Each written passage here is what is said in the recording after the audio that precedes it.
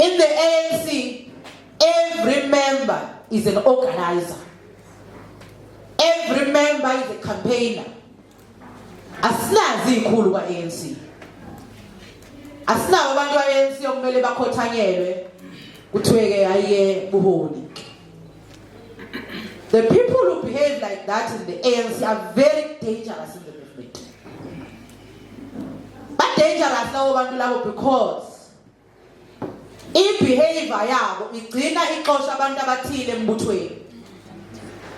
Ebese sihambe siyabakhomba laba bantu cha usemkile usehambile, but it's because of how we treat people uma ngabe sinikezwe ikhundla.